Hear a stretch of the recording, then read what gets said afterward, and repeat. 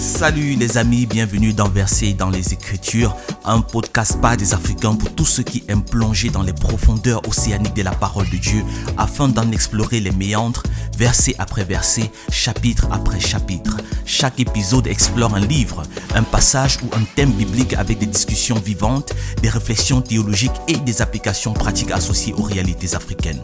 Alors accrochez-vous, nous plongeons dans ce nouvel épisode et que la parole habite richement en vous. Mais avant ça, là où je voudrais avoir vraiment votre avis, parce que je suis en train de parler, de travailler sur le thème du mariage chrétien toxique. Bon, c'est un thème que j'ai utilisé comme ça, mais vous savez déjà de quoi il s'agit.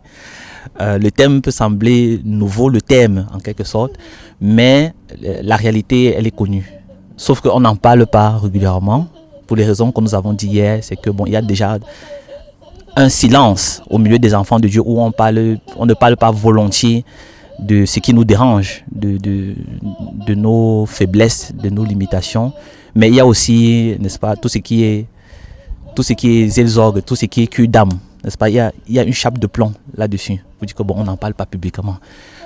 C'est une bonne chose de ne pas citer les contemporains, mais c'est aussi une mauvaise chose dans la mesure où on ne prend pas conscience du danger. On ne prend pas conscience, n'est-ce pas, j'ai envie de dire, de peut-être cette épidémie qui est autour de nous, qu'on voit dans les couples et ainsi de suite. Et en prélude au live que je suis en train de faire, au pluriel, n'est-ce pas, sur cette thématique, j'aimerais quand même avoir votre idée là-dessus. Pourquoi ? Parce que moi je dis, vous êtes une autorité là-dessus, ou du moins vous avez assez d'expérience là-dessus, en tant que famille Temgoa, parce que beaucoup de chrétiens en Allemagne vous connaissent comme étant des personnes qui roulent leur bosse dans l'encadrement des mariages. Donc, je dis ça comme ça de manière cliché et tout. Et je pose déjà la question, juste pour situer, pour dresser le tableau, pour que les uns et les autres qui vont écouter puissent imaginer pourquoi est-ce que je parle d'autorité dans ce domaine-là. Combien, du moins un chiffre environ, combien de couples vous avez déjà eu à encadrer jusqu'ici ?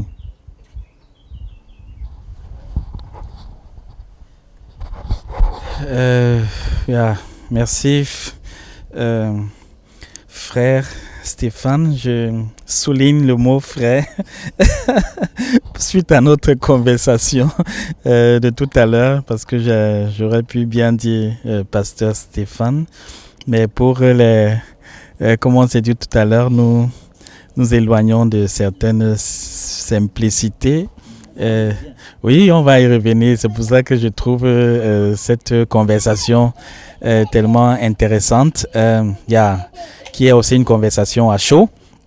Déjà, merci. Même du fait que nous pouvons passer un temps comme ça sous votre toit, partageant ces moments de communion fraternelle. C'est très encourageant et enrichissant, les partages que nous avons depuis hier. Donc, pour revenir à cette préoccupation, bon, je dirais que de façon directe, environ 10 couples depuis ces dernières plus de 10 ans, peut-être de façon indirecte 12 à 15 couples que nous accompagnons, dont nous tenons la main pour qu'ensemble nous parvenons à un certain idéal de vie en tant que famille, en tant que couple.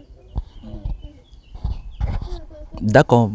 Bon, en 2-3 mots, comment est-ce que le Seigneur vous a conduit à ce ministère-là ? Est-ce que c'est quelque chose où vous avez dit que okay, c'est une très bonne idée de le faire dans la communauté camerounaise, en Allemagne, ou bien c'est vraiment une impression que Dieu a appuyée dans vos cœurs ? Oui, maman Sandrine. Ok, merci Steph pour cette possibilité de partage et aussi de communion ici chez vous. C'est toujours une grâce et un privilège de communier avec toi, avec Myri. Et nous sommes très contents d'être ici chez vous ce week-end. Pour venir à la question, nous n'avons pas au départ, quand nous sommes mariés, notre objectif n'était pas de on a comme vision de quand on va se marier, d'encadrer les couples. On l'a fait individuellement d'abord. Ce que je voudrais relever, c'est que avant qu'on ne soit mariés, chacun de nous, d'une manière ou d'une autre, soutenait, encadrait. Ça pouvait être un fiancé, ça pouvait être un couple séparément. Hein. Donc ça, on ne le compte pas dans le travail fait ensemble. Et donc, mais jusque-là, on n'avait pas vu en ça un appel. Hein. On s'est dit, bon, c'est un soutien des frères, et puis on le fait très volontiers. Et quand on s'est mariés, nous, on a été préparés au mariage. On a également fait un encadrement de préparation au mariage. On a des parrains qui nous ont soutenus. À l'époque, dans le milieu camerounais, chez les frères, ça n'existait pas, du moins ici en Allemagne. Mais on avait fait le choix de chercher des personnes qui peuvent être une bénédiction pour nous, étant fiancés, pour apprendre. Et le Seigneur nous a accordé cette grâce et ce qui s'est très bien passé avec ce couple, avec qui on est d'ailleurs en contact jusqu'à aujourd'hui. On a gardé très très bon contact, parce qu'ils sont pour nous aussi des modèles dans ce domaine-là. Et donc, c'est avec le temps, c'est qu'on s'est rendu compte que des bien-aimés nous sollicitaient par rapport à ça, par rapport à un conseil, par rapport à une situation, ainsi de suite, que ce soit en tant que fiancé, en tant que marié. Et ça s'est tout simplement dessiné. C'est comme ça que je résumerais ça. Ça s'est dessiné dans la mesure où on s'est rendu compte que les gens étaient énormément bénis par les conseils qu'on leur donnait en tant que couple et revenaient tout le temps. Et puis donc, c'est devenu, avec le temps, on a pris ça au sérieux, c'est devenu un appel en fait, puisqu'on s'est rendu compte que chaque année, presque chaque année, on encadrait des couples, chaque année. Il y a eu des années, on a encadré 2 couples, par exemple. Et ça, c'était sans qu'on ne fasse, sans qu'on n'en parle autour de nous, en fait. Donc, les gens venaient sans qu'on ne fasse de publicité, sans qu'on ne fasse d'annonce à qui que ce soit ou quelque part. Donc, et puis, c'est devenu une routine, disons, de service pour nous, dans le sens où on a pris ça au sérieux et puis on a commencé à davantage prier aussi par rapport à ça et à voir comment, en plus de l'expérience ou de tout ce qu'on avait comme bagage à ce moment-là, que l'on puisse entrer même dans d'autres profondeurs, même de formation, pour bénir les autres. Oui. D'accord. Bon, si on va aller dans les fondements ou du moins la biographie de ce travail-là que vous faites, ça va durer plusieurs heures. Parce que ma femme et moi, nous sommes un produit aussi de ce travail-là. Oui, et nous sommes très très reconnaissants par rapport à ça. Je pense que ça a même d'ailleurs été une inspiration pour nous, pour pouvoir le faire pour d'autres personnes également. En fait, pour moi, c'est aussi ça le sens de l'évangile, de ce que Jésus dit. Allez et faites comme j'ai fait pour vous. Amen. Et ceux à qui vous ferez cela le feront aussi. Amen. Pour d'autres. Amen. Et ainsi de suite. Un esprit de multiplication. L'esprit de multiplication. C'est beaucoup une grande fierté pour nous de voir que quand nous voyons des personnes que toi, Emir, vous tenez la main pour accompagner. Parfois, on rit, on dit qu'inviter nous pour qu'on mange le tarot.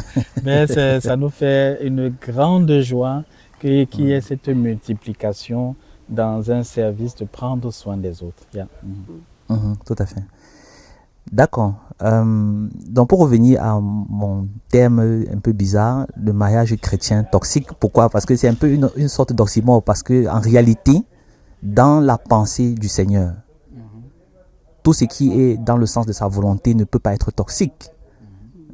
Oui, et quand je parle de toxique, c'est vrai que c'est un terme moderne aussi, le terme toxique, mais c'est juste pour parler du fait que dans une relation, il y a des querelles, il y a quelque chose qui ne marche pas bien. Les gens se marchent sur les pieds, on se chamaille, le mari et la femme ne s'entendent pas, pour une raison ou pour une autre. Et là, je vais en réalité plus loin pour parler de ce célèbre cas, malheureusement célèbre, Osinachi et son mari qui est pasteur et dernièrement condamné à mort par pendaison par un tribunal nigérian, pour dire qu'il existe effectivement des mariages pas seulement toxiques au niveau, je sais pas au petit level. Là, c'est vraiment des vies qui sont en jeu. Oui. Donc, c'est pourquoi je voudrais vous poser la question. Est-ce qu'un mariage chrétien peut être toxique déjà à la base? Est-ce que et si oui, qu'est-ce qui n'a pas marché? Puisque en réalité, l'évangile doit être assez puissant pour empêcher à ce qui est mort d'homme, n'est-ce pas? Mais la réalité nous démontre le contraire. Ça veut dire qu'il faudrait que nous analysions, surtout pour vous qui êtes dans ce domaine, pour nous, en tant que pasteur et ainsi de suite, que nous analysions ce qui ne marche pas dans la relation d'aide, dans le suivi, la construction du mariage entre un frère et une sœur, qui sont censés être nés de nouveau, avoir la nature de Christ en eux, etc. Papa Ruben. Oui, c'est une très grande préoccupation, mais en même temps très simple. Pour revenir sur les mots qui sont abordés comme chrétien, mariage chrétien, effectivement, on va rencontrer le mot chrétien. Tu vois, est-ce qu'un mariage, ce qui est chrétien, réussit toujours? Bon, de prime abord, ce qui est chrétien, on peut rencontrer beaucoup de difficultés, beaucoup de challenges. Ça, c'est vraiment pas nouveau, puisqu'on a vu dans toute l'histoire de l'Église. Mais pourquoi on y arrive? Il y a tellement d'aspects que nous devons prendre en considération. Je vais peut-être citer un ou deux aspects. Le premier aspect repose sur la notion de chrétien.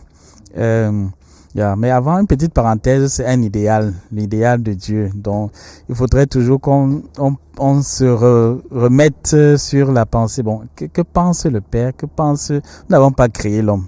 Nous n'avons pas créé la femme. Nous n'avons pas créé les principes de vie relationnelle. Donc, celui qui a fondé, créé toutes ces choses, a établi comment les choses doivent fonctionner pour qu'on évite ou bien qu'il n'y ait pas de situations assez compliquées et complexes qui conduisent à de telles dérives. Donc, il y a déjà un mode opérationnel. Premier constat, c'est que ce mode opérationnel n'est pas compris et n'est pas utilisé. Juste un parallèle avec effectivement comme le manuel d'utilisation. Très souvent quand j'achète le handy, j'ai un handy à la maison, enfin tu t'imagines que je lis tout ce que le charabia, je ne lis pas, tu vois, naturellement. Comme je ne lis pas, chaque fois je vais demander à ma fille, est-ce que tu peux faire ça, est-ce que tu peux faire ça, parce que je cherche un raccourci. Bien sûr, ça me piège, ça me crée des problèmes, ça me crée des difficultés. Donc cette paresse à pouvoir s'instruire pour comprendre le manuel d'utilisation et chercher à le faire. Seulement que dans ce parallèle, dans le cas chrétien ou bien du mariage, même en lisant le manuel d'utilisation, on a encore de l'aide. Donc en fait, on a tout pour pouvoir comprendre et mieux mettre en pratique. Pour ne pas peut-être trop s'étendre, donc un des paramètres, c'est que on ne connaît pas le manuel d'utilisation. En fait, on n'est pas auprès des Écritures pour comprendre et sonder la pensée de Dieu, comme Jésus l'évoque quand ça concerne les divorces. Par exemple, il dit que bon, c'était pas ça la pensée de Dieu. Il y a eu des méthodes telles que vous aviez aspiré et que Moïse vous a un peu donné ses orientations pour que vous en sortiez, mais au commencement. Donc Dieu a une pensée, Dieu a une idée, Dieu a un mode de fonctionnement en ce qui concerne relation. Et ce mode de fonctionnement n'est pas compris, il n'y a pas un effort de mieux le comprendre. Le deuxième point, c'est le mot chrétien que on utilise vraiment dans toutes les sauces, qui a une très, j'imagine, à Antioche, lorsque on observe les disciples et qu'on les appelle chrétiens. Toi, en tant que théologien, tu es sûrement dérivé de Christ, comme des petits Christ, des gens qui sont à l'image de ce que on a vu, entendu, et ainsi de suite. Bon, seulement que dans notre contexte actuel, on est chrétien peut-être parce qu'on a versé l'eau sur la tête, ou bien selon les formules spirituelles, magiques que j'ai donné ma vie à Jésus et toutes ces choses, en fait. Et puis on pense que ça fait de nous une transformation. Pourtant, comme tu as dit dans l'introduction, les Écritures nous instruisent comment en fait l'œuvre de transformation par une nouvelle naissance vraie et véritable. Il y a donc, juste pour évoquer d'abord ces deux aspects, pour ne pas monopoliser la parole, il y a la notion, pourquoi on ne dit pas que mariage chrétien seulement pour dire, en fait la notion de la chrétienté aujourd'hui est bafouée, n'est pas prise en considération comme les Écritures nous le partagent. J'espère que tout au long du partage, on reviendra encore débat. D'abord sur ces B.A.B.A. et puis voir sûrement les fonctionnements entre autres, quoi. Pourquoi ça ne marche pas. Donc la question c'est, est-ce qu'à la base, un mariage chrétien peut être toxique? Je pense que c'est contradictoire.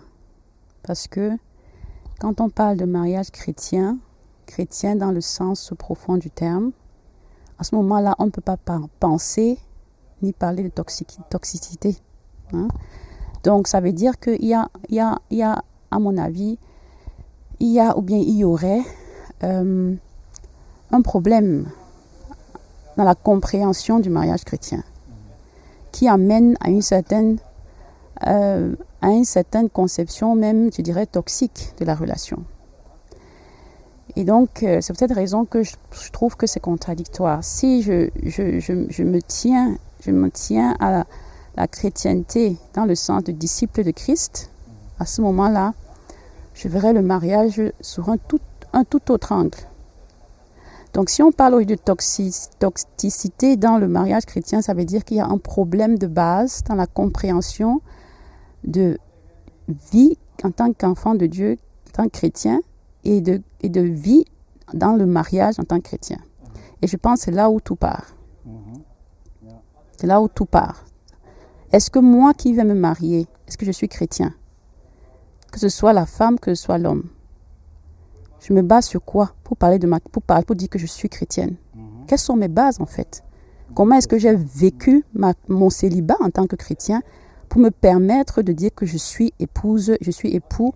Dans ce mariage-là, je vis ma vie en tant que chrétien. Et je pense que c'est des questions fondamentales qu'on doit se poser et se dire, ok, si je dis que je suis chrétien et je suis mariée, comment est-ce que je vis mon mariage, je vis ce mariage-là au quotidien? Et si j'arrive à vivre un mariage toxique, alors là, beaucoup de questions se posent sur ma propre foi, pas d'abord la foi de mon partenaire.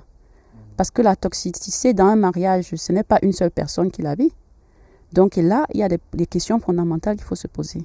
En tant que chrétien d'abord, soi-même, sans d'abord voir son vis-à-vis qui est son partenaire ou sa partenaire. Merci pour ce rappel aux bases, aux fondamentaux. Bien que nous par manque de temps et pour pouvoir se focaliser sur le thème, on ne va pas trop entrer dans ce qui concerne la chrétienté et comment on fait pour devenir chrétien, comment on fait pour rester chrétien et porter des fruits qui sont des fruits qui vont dans ce sens, qui font honneur à notre Seigneur qui est le consommateur de cette foi chrétienne-là. Mais est-ce que ce ne serait pas quand même nécessaire de dire un mot en une phrase, peut-être pour ceux qui vont également suivre, de souligner? Parce que je pense que, comme on a dit, si on dit, en fait, c'est ça qui est le mal qui blesse et qu'on saute pour aborder d'autres choses, beaucoup vont rester dans leur foi. Par contre, je pense qu'il faut qu'on souligne. Ok, donc, oui, Papa Ruben, tu voudrais souligner 2-3 choses? Oui. Qu'est-ce que ça veut dire être chrétien en 2-3 mots? Et puis je pourrais aussi dire quelque chose là-dessus. Donc, lorsqu'on parle de cette notion de chrétien, enfant de Dieu né de nouveau, tous les mots similaires, ça nous renvoie à certaines images. Pour citer Jean 1, verset 12, tel que Jean nous présente une définition à ceux qui l'ont reçu, à ceux qui ont cru, ont mis leur confiance à ce que Jésus disait. Jésus a enseigné beaucoup de choses concernant le royaume de Dieu, concernant le royaume à venir, concernant la vie avec Dieu. Donc, ceux qui acceptent pour vrai cet enseignement par un processus de prise de conscience et de repentance, selon qu'il est écrit, tous nous sommes pécheurs. Il ne s'agit pas des péchés, des manifestations des péchés, que mensonge, vol, adultère et toutes ces choses-là. Mais le péché qui est fondamentalement la séparation depuis Adam et Ève, où toute l'humanité est séparée de Dieu, complètement séparés de Dieu. Ça, c'est l'état naturel de chacun qui vient sur cette terre. Donc, tous nous sommes pécheurs et par conséquent, privés de la gloire, de la communion, de la relation avec Dieu. Virgule. La faveur que Dieu, le Père, nous a fait, c'est qu'il a pourvu Christ pour pouvoir nous réconcilier, nous permettre d'être à nouveau possible dans une union avec Dieu. C'est Jésus-Christ. Donc, si, pour résumer, nous recevons il y a ce message de Christ dans la sincérité à travers la repentance, comme j'ai dit, repentance pour reconnaître cet état naturel de séparation, de perdition et aspirer effectivement à recevoir le don gratuit de Dieu. De ce fait, il y a une action de pouvoir, de transformation qui s'établit. Et ça, c'est le miracle et le plus grand miracle de Dieu dans notre vie. C'est-à-dire transformer de quelqu'un qui est séparé de Dieu à faire de lui un enfant de Dieu. Donc, cette image, je voulais laisser juste pour dire, quand nous parlons, en fait, il s'agit de Christ qui vient maintenant désormais habiter en nous.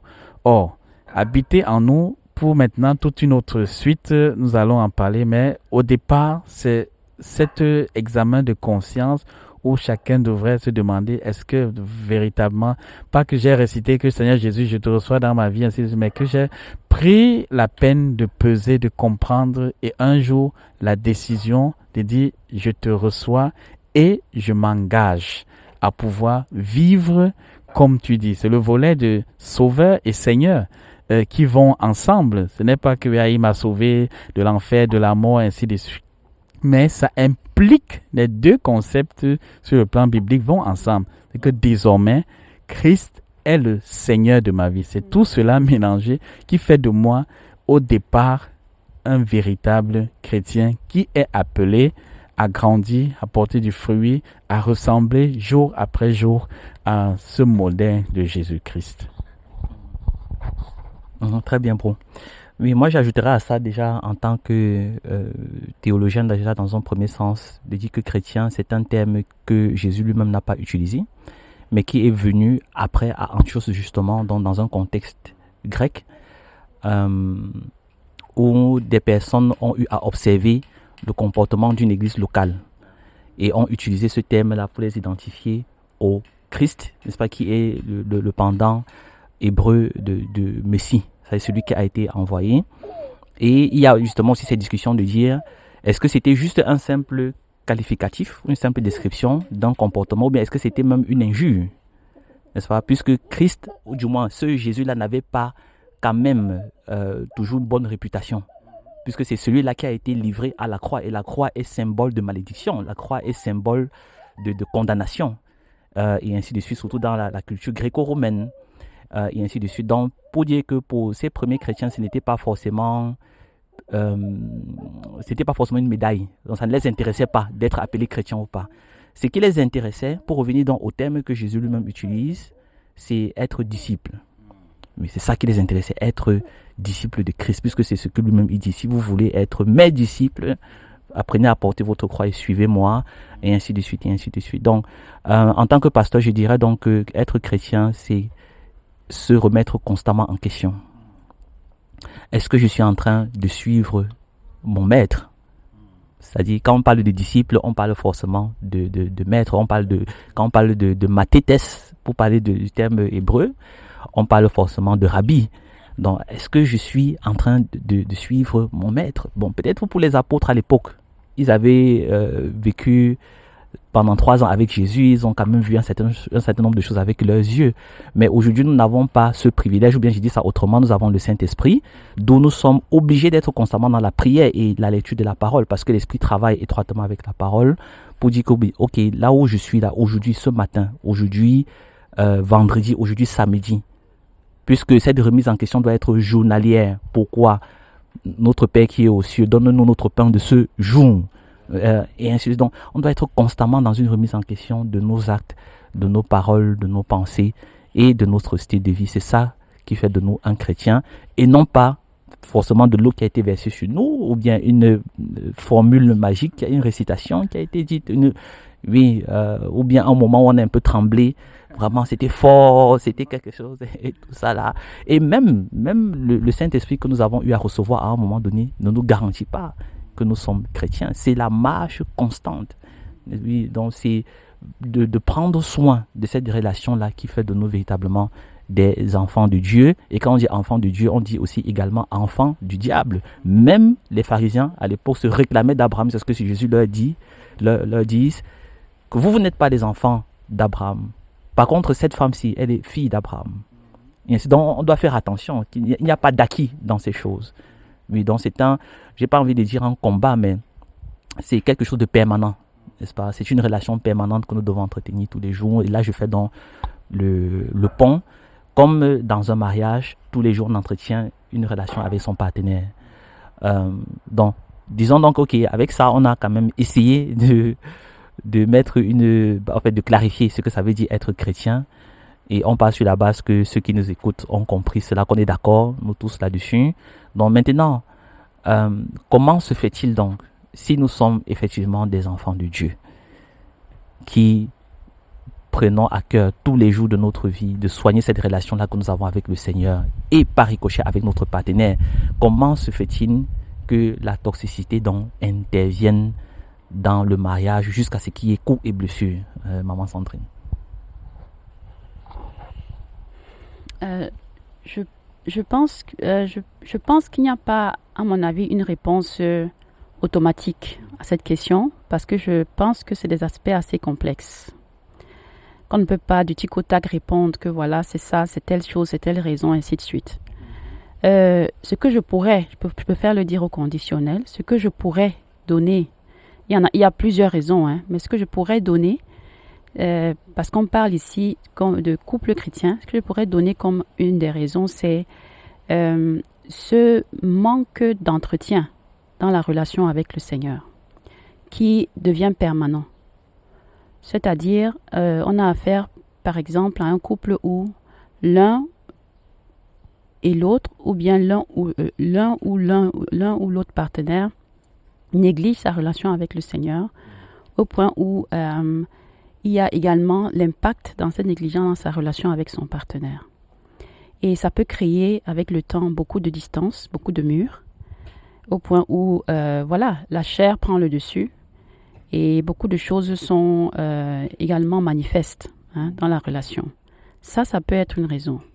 La deuxième raison peut être le fait qu'on a sous-estimé le fait qu'on ne s'est jamais marié. Et donc, on entre dans le mariage comme si, voilà, on sait tout, on connaît tout. Oui, bon, moi, le frère, bon, c'est clair, c'est clair, je connais tout, c'est clair. Il ne va pas dire ça comme ça, mais voilà.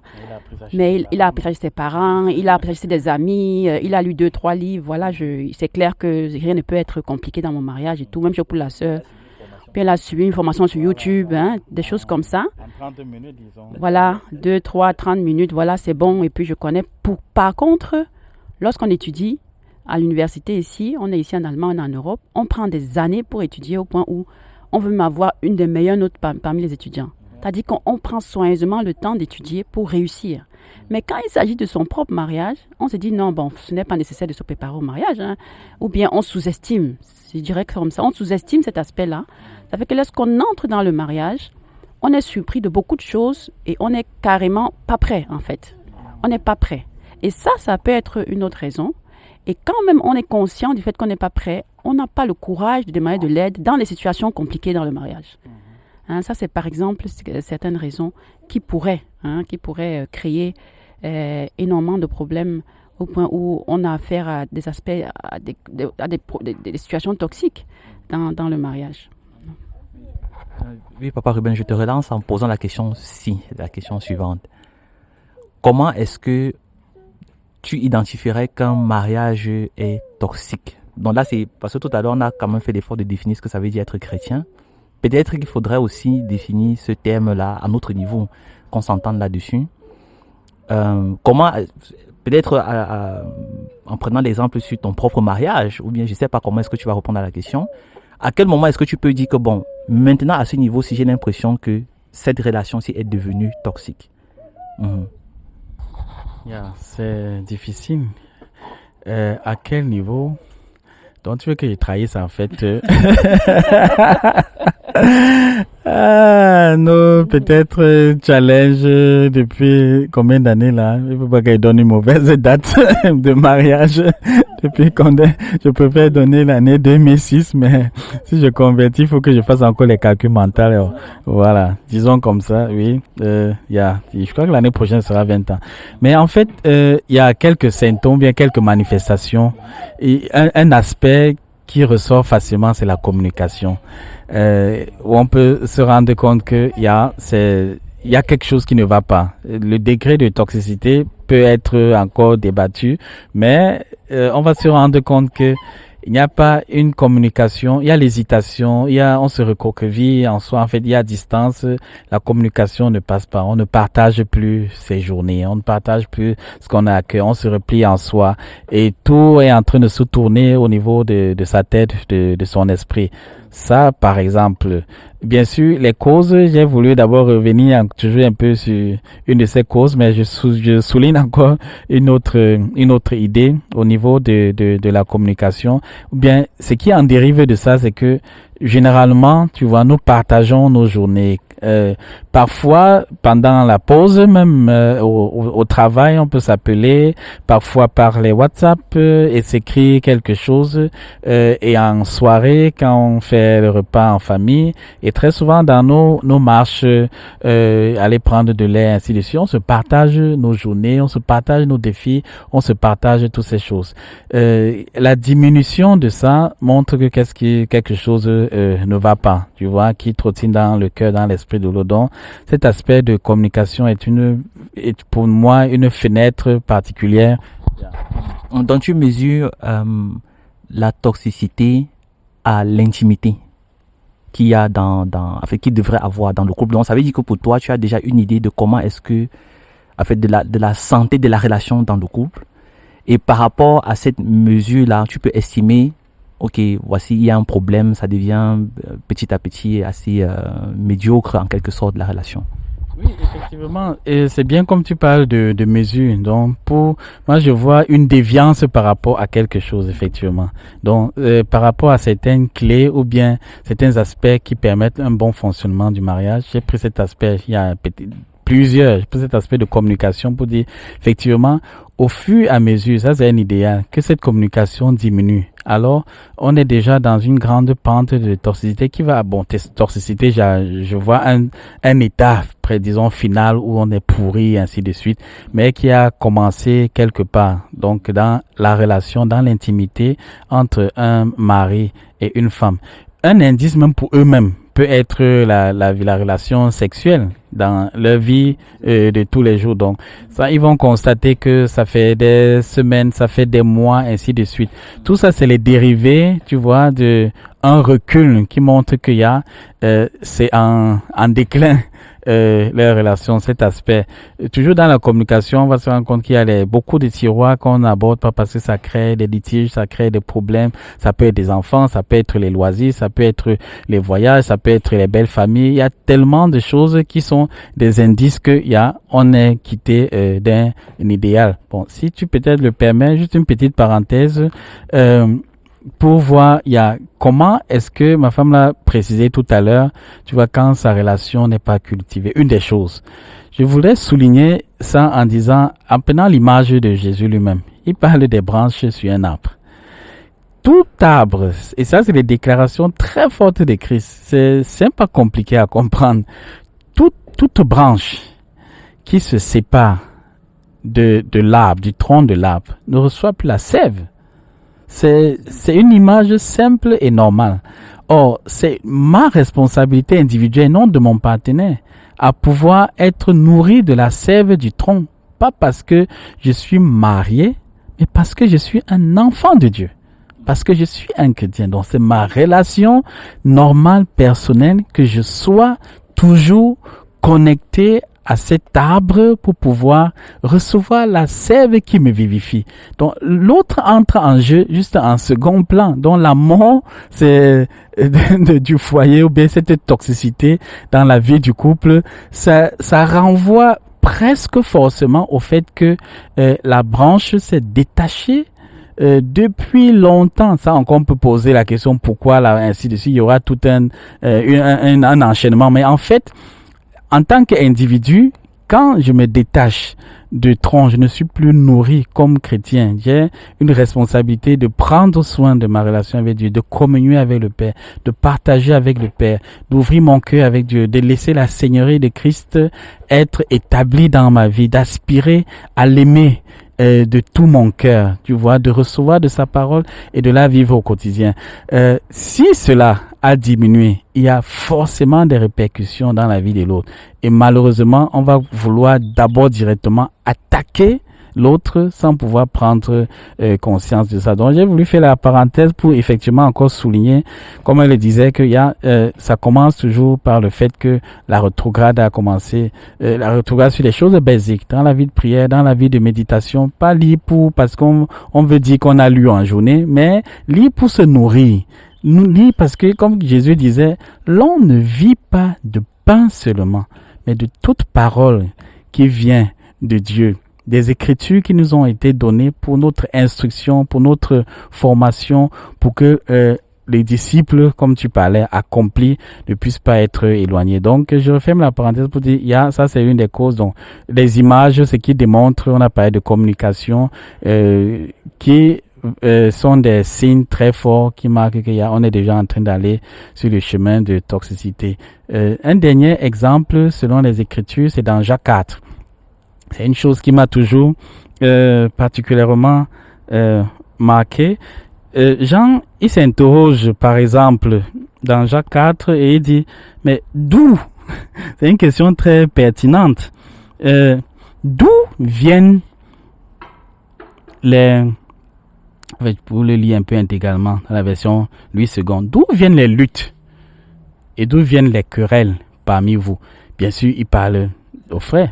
Voilà, pour reprendre ton mot simple, d'où vient la toxicité? D'où vient cette lutte? D'où vient cette querelle? Parce qu'il y a une lutte maintenant entre les conjoints, tu vois. Il y a une bagarre, elle est psychologique, elle est verbale, elle est émotionnelle, en fait, elle est physique. D'où viennent les luttes? D'où viennent les querelles parmi vous? Et puis, ça c'est l'interrogation. Bon, nous on va continuer à réfléchir. Il y a les réponses qui sont données. C'est ce qui fait l'élégance des Écritures. Tu vois, pour mettre chacun à sa place. N'est-ce pas de vos passions qui combattent dans vos membres, même dans le corps de Christ, quand on y arrive à ces combats, à ces luttes, bien sûr, comme dans la famille nucléaire, hommes et femmes, c'est parce que, tu vois, il y a des désirs, il y a des passions non comblées, il y a des convoitises, il y a les compréhensions fausses des Écritures. J'attendais ceci avec de cette vie de B.A.B.A. dont on a voulu citer qui ne fonctionne plus normalement.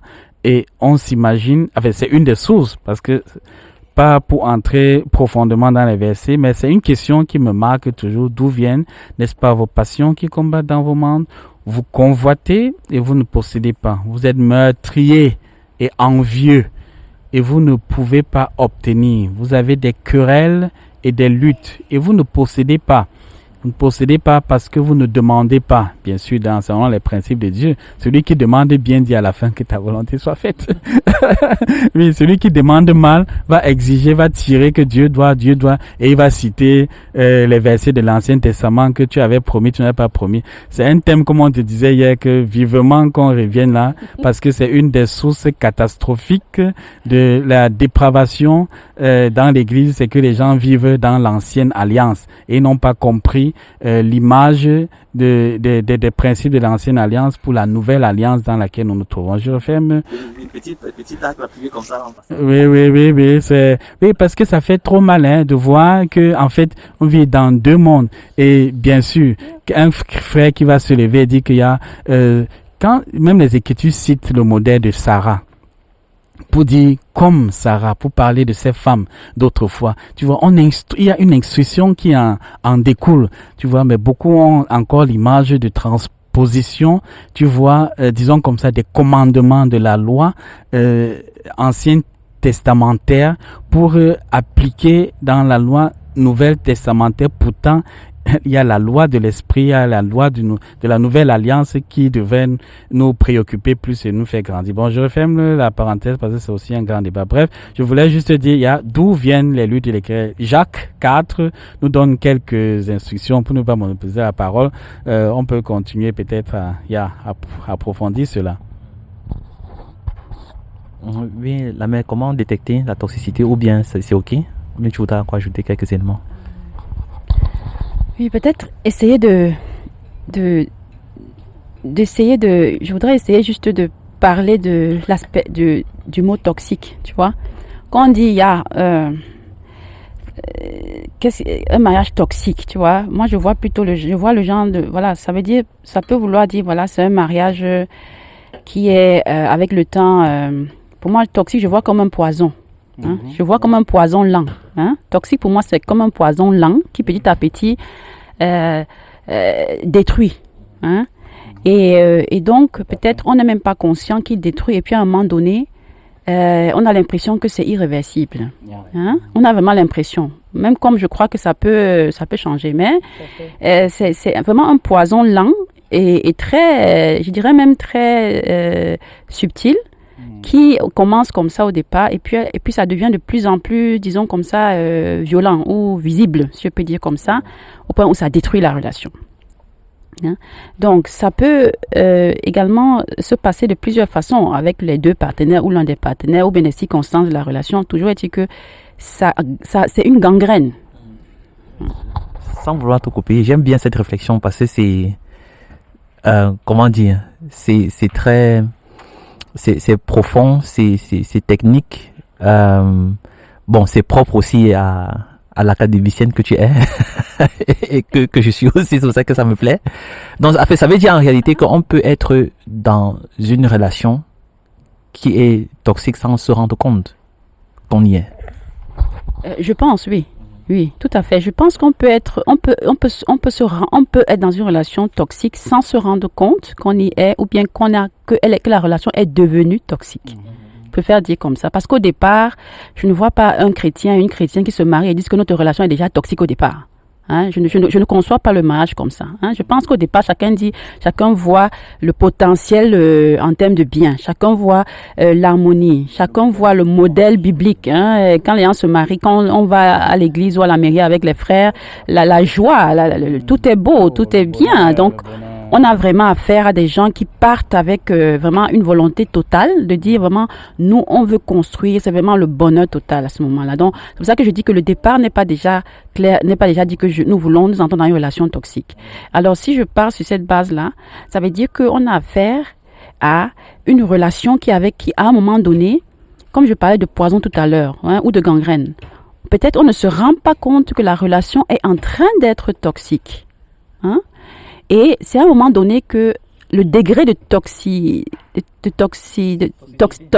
donc est visible et on se rend compte que où en sommes-nous arrivés? Hein? Je pense que c'est là où généralement il y a le déclic. Hein? Je pense que quand le déclic vient, c'est déjà souvent, pas toujours souvent, c'est quand c'est déjà assez avancé. Hein? Qu'on se rend compte, ou bien qu'on essaie de se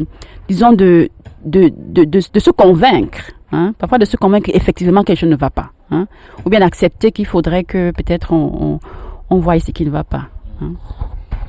D'accord, donc on va faire une petite pause là-dessus et puis on va revenir pour peut-être avec la question suivante de se dire, bon, peut-être déjà les solutions de Jacques 4 que tu as déjà essayé de mettre en place et puis se poser la question, ok, sur le plan pragmatique, dans ce que vous faites quotidiennement, est-ce que vous avez donc des personnes qui viennent vers vous, qui sont déjà dans un certain degré de toxicité dans leur relation mariétale et où il faut redresser la chose ou bien du moins neutraliser le poison en quelque sorte? Et comment est-ce que ça se fait? Est-ce que c'est réversible? Quelles sont les conditions pour que ça revienne à un certain degré de santé ou bien de normalité en termes bibliques et ainsi de suite? Donc on y revient. le temps pour nous de prendre un peu d'eau à boire. Pour que l'idée ne disparaisse pas. Et je pense que ce serait aussi bien de parler en allemand, on dit les Rahmenbedingungen, les conditions qui favorisent dans ce long terme la toxicité, au-delà de la vie chrétienne, la foi. Tu vois, pour parler certains aspects techniques qu'il faut tenir compte, puisque on n'est pas seulement esprit compris et on lit la parole. Donc, quels sont certains environnements auxquels nous devons vraiment faire attention tout au long de notre vie pour pouvoir éviter un degré de toxine, si on peut le dire comme ça, assez élevé, quoi. D'accord, donc tout à l'heure.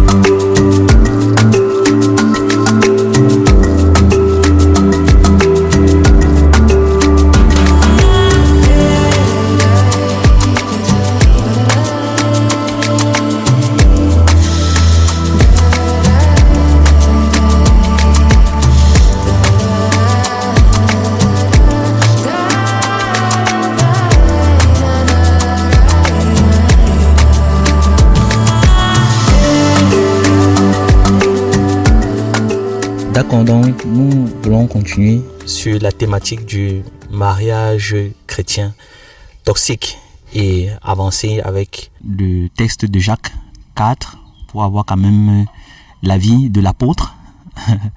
Comment s'en sortir dans ce genre de situation. Donc, mon épouse nous a rejoints et entre-temps, on sent toi libre de donner ton avis.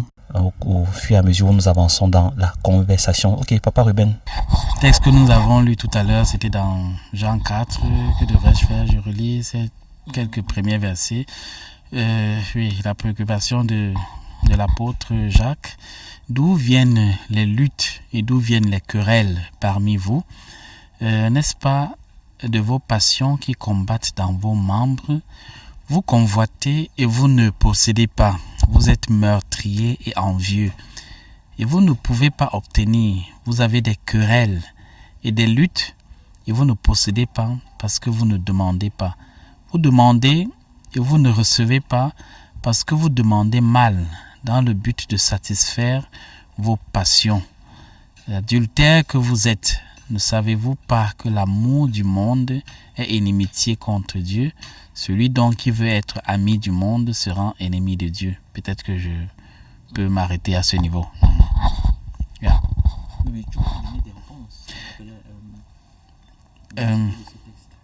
Oui, en fait, déjà de ce texte, cette préoccupation, ça renvoie un peu à certaines causes de ces niveaux toxiques de relations dans le mariage. Un aspect qui revient, c'est, je dirais, les désirs de la chair. Je formulerai ça de la sorte. Il y a les désirs de la chair qui se manifestent dans ce sens où je mets tellement mes besoins en avant dans une relation. Dans une relation, elle doit se construire à deux. Mais si je prends des exemples, dans une relation, je veux de l'autre, j'exige de l'autre, j'attends seulement de l'autre pour nourrir, disons comme ça, ma vie. Alors, à un moment, l'autre peut aussi se fatiguer. Dans quel contexte il écrit parlant de ses désirs, de ses passions, je ne peux pas présentement le dire, mais ce qui retient mon attention, c'est que les désirs de la chair qui sont décrits dans d'autres livres, dans Romains comme dans Galates, tu vois, nous montrent que il y a ces choses, quand elles sont nourries, ces désirs de la chair, ça va nous infecter et ça va infecter aussi la relation avec le partenaire. Ça va favoriser les querelles parce que si je veux, en tant qu'homme, comment ma femme doit je vais dire des exigences, pas seulement des attentes, comment elle doit m'obéir, comment elle doit me servir, comment elle doit prendre soin de moi, comment elle doit, toute cette liste qui renvoie seulement à moi, alors il y a de fortes chances qu'à un moment je vais tout simplement nourrir mes propres désirs, peut-être en justifiant avec quelques paroles dans Éphésiens de ce que la femme doit faire, ne doit pas faire. Donc ça, c'est une mise en garde pour moi. C'est que les désirs de la chair peuvent être une base sur laquelle se construit à la longue une relation toxique dans un foyer. Yeah. Donc ceci dit, pour embrayer sur Galate, la meilleure manière de combattre la chair, c'est d'être rempli de l'esprit, d'être habité par l'esprit de Dieu. Ceci dit, une porte de sortie serait donc une vie dans l'esprit, marcher avec l'esprit de Dieu, ne pas attrister l'esprit, soigner sa relation avec l'esprit. On peut parler de plusieurs choses, on peut parler de la méditation de la parole de Dieu, on peut parler de la prière, de parler en langue, et ainsi de suite. Donc là, ça va maintenant encore tellement dans un autre sens. Mais Maman Sandrine, je reviens à la question que je voulais poser avant la pause. Est-ce qu'il y a des personnes, il y en a certainement, mais je pose la question comme ça. Ou bien est-ce que vous avez eu à faire face à des cas où des mariages, des personnes mariées viennent vers vous à cause d'un degré de toxicité dans ce mariage-là, où il faut donc trouver des solutions, n'est-ce pas? Et à partir de ce moment-là, comment est-ce que vous avez pu gérer cette situation? Est-ce que ça a toujours marché? J'imagine non. Et comment ça se passe? C'est-à-dire quand on est dans un cas d'urgence, je pense que pour ceux qui sont médecins peuvent comprendre ce qu'on a envie de dire par là. Comment est-ce qu'on réagit dans ce genre de situation face à ces personnes qui peuvent nous demander de l'aide? Bon, déjà, je voudrais dire que personne n'a l'abri d'une relation toxique. Que ce soit des couples qui sont équilibrés, qui sont préparés au mariage et qui sont épanouis dans leur relation, que ce soit ceux qui ne l'ont pas été ou qui, à un moment donné, il y a eu une sorte où ils ont touché le fond. Donc, je pense que personne n'a l'abri d'une relation toxique. Je tiens à dire ici que pour moi, je trouve une relation toxique, tout à l'heure, j'ai défini un peu ça comme une sorte de gangrène, comme une sorte de poison lent. On ne se rend pas compte, les distances se créent. Et je pense que une relation toxique devient toxique. C'est même pas qu'au départ, elle est toxique. Donc, on parle ici, on parle de toxique ici à un degré de relation où on se rend compte que ça ne va plus. Là où moi, je vois toxique à ce moment-là. Donc, ça peut arriver qu'une relation, il y ait peut-être des loupés quelque part, mais elle n'est pas encore forcément toxique. C'est important de relever ça. Et à un moment donné, on se rend compte que, ce n'est pas seulement un problème de conflit, c'est pas un problème d'incompréhension, mais là-dedans, on a affaire à un truc toxique. Là, maintenant, c'est une distinction autre dans des types de relations dans le couple. On voit que maintenant, c'est une relation qui est en fait toxique. On n'a pas seulement affaire à un conflit, on n'a pas seulement affaire à un problème sérieux, mais en fait, dans le problème sérieux, il s'agit d'un problème toxique. Je préfère préciser aussi ça. Donc, et pour revenir à la question, je voudrais dire que oui, bon, on rencontre des situations de conflit, des situations d'incompréhension, ainsi de suite. Et je pense que c'est des cas, à mon avis, où nous prions beaucoup. Nous prions beaucoup, déjà pour nous-mêmes, qui encadrons les uns et les autres, parce que, comme il disait, personne à l'abri, prier pour la sagesse de Dieu, pour le discernement de Dieu. Parce qu'au-delà de tout, c'est le Saint-Esprit qui conduit dans de telles situations, et on demande de l'aide à Dieu. Juste pour dire comment on procède, on prie beaucoup, on s'attend à Dieu, on examine une somme de choses pour voir comment est-ce qu'on peut être conduit, pour voir quel pourrait être notre quote-part dans un soutien, dans un soutien ou un encouragement à faire en sorte que la situation change dans le sens positif. D'accord. Est-ce que tu veux dire quelque chose? Bon, je veux ajouter à ce que Papa Ruben a dit, parce qu'il y a un mot qui a attiré mon attention. On a parlé de querelle, on a parlé aussi de rivalité. Et quand on lit ce verset-là, on pense que la rivalité, c'est seulement à l'extérieur, mais il peut aussi avoir rivalité dans le couple. Et c'est aussi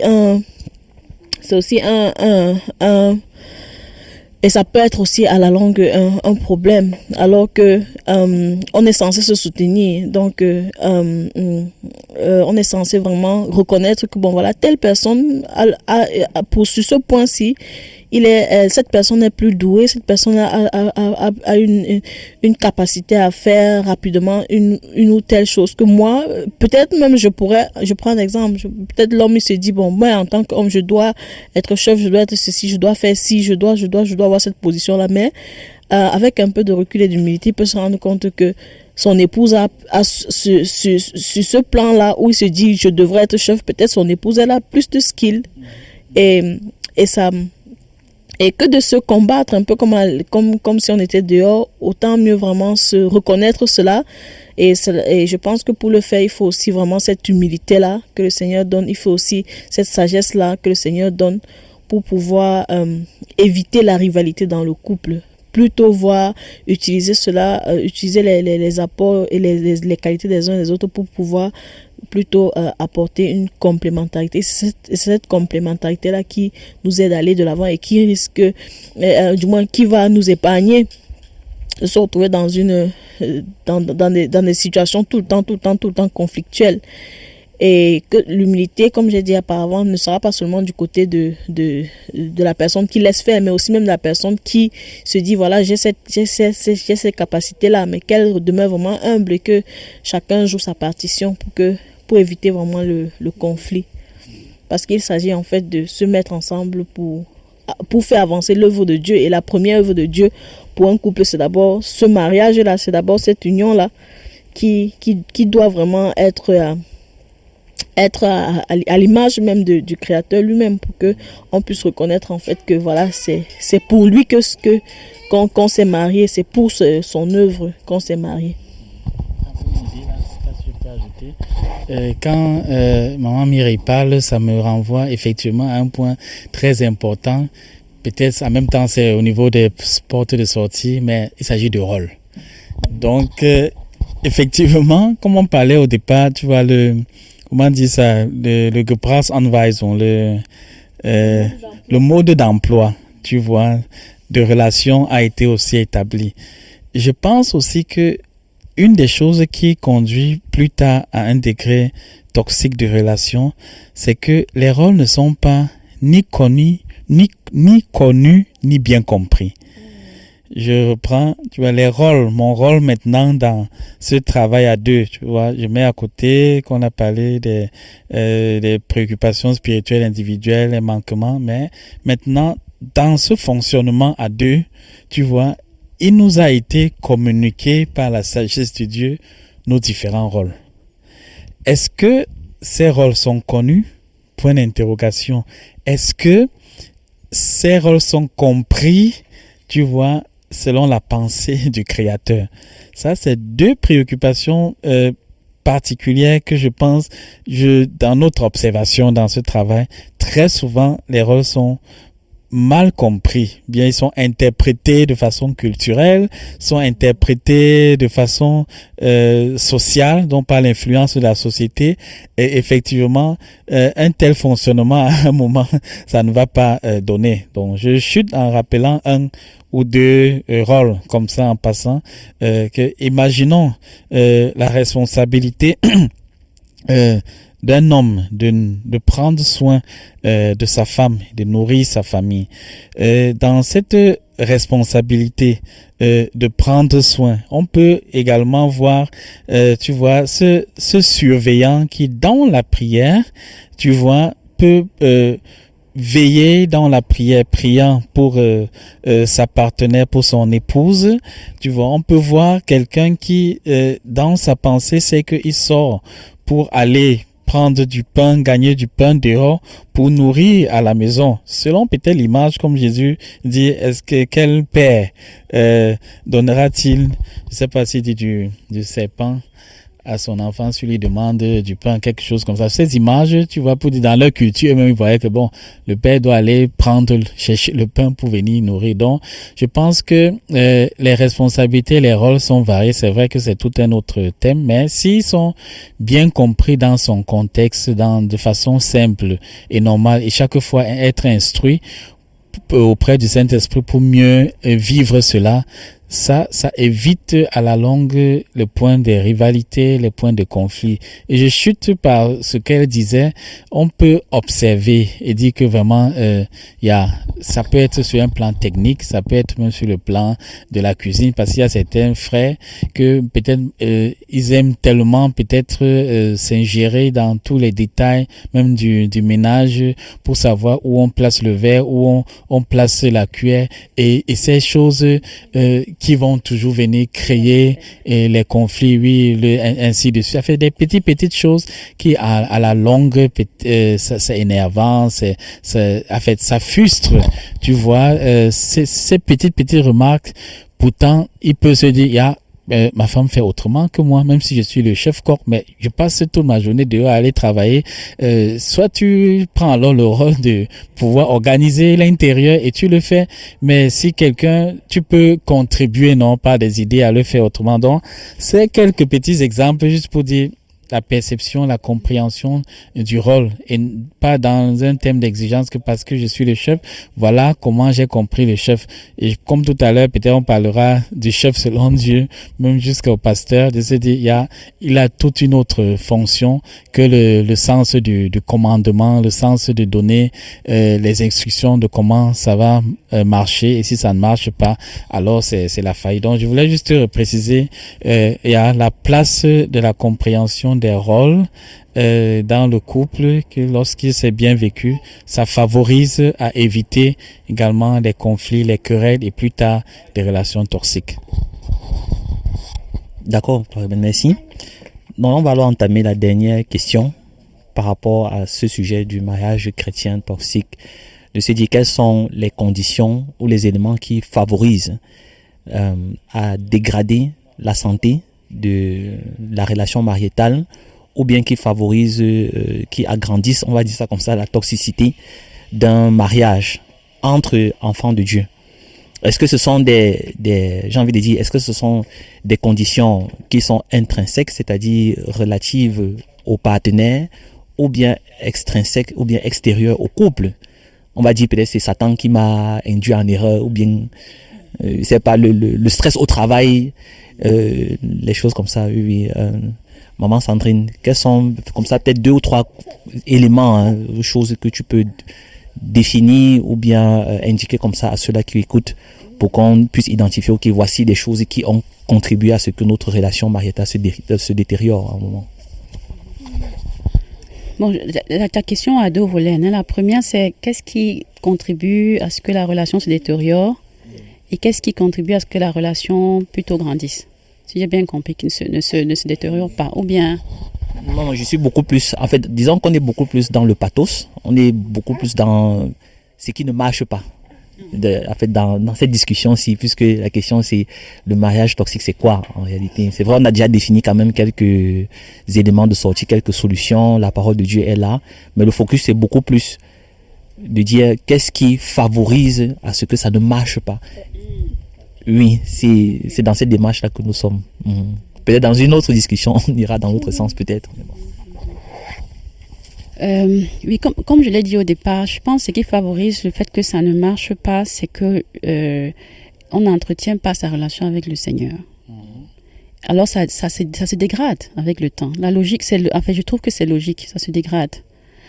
Et donc, on peut être inconscient de cela ou pas. Toujours est-il que c'est une conséquence. Je suis coupée de cette relation intime avec le Seigneur, ou bien je ne l'entretiens pas, j'ai une conséquence. Bon, je te relance un peu de manière polémique pour dire, bon, moi je ne pense pas de l'autre côté. On a des exemples en tête. des mariages qui sont vraiment toxiques, mais les partenaires ont leur vie de prière. Oui, non. Non, oui, justement, c'est contradictoire. Je ne peux pas être dans la présence de Dieu et ne pas être transformé. C'est qu'il y a un problème.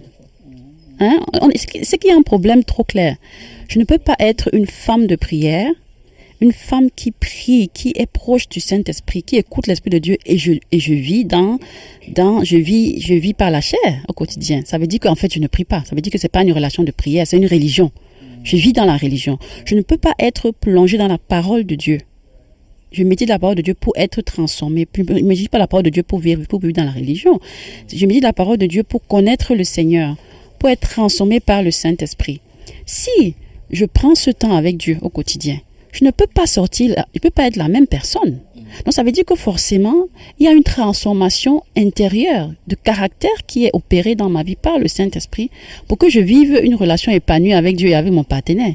Donc c'est contradictoire, c'est pas possible.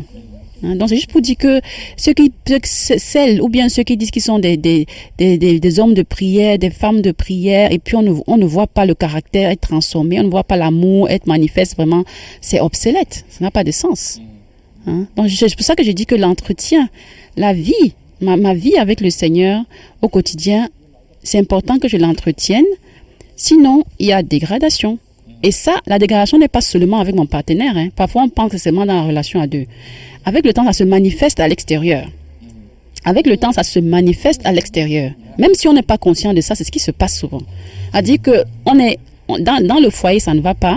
Et puis même avec les collègues, ou bien avec les frères en Christ, les sœurs en Christ, ou bien avec des amis, on n'est pas conscient de ça, mais en fait, le caractère également est manifeste négativement dehors.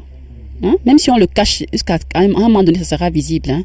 Donc, c'est juste pour dire que puisqu'on voit là-bas ses fruits, donc c'est juste pour dire qu'il y a ce premier aspect-là de relation qui dégrade, oui, qui rend les choses, qui font ça va de mal en pire.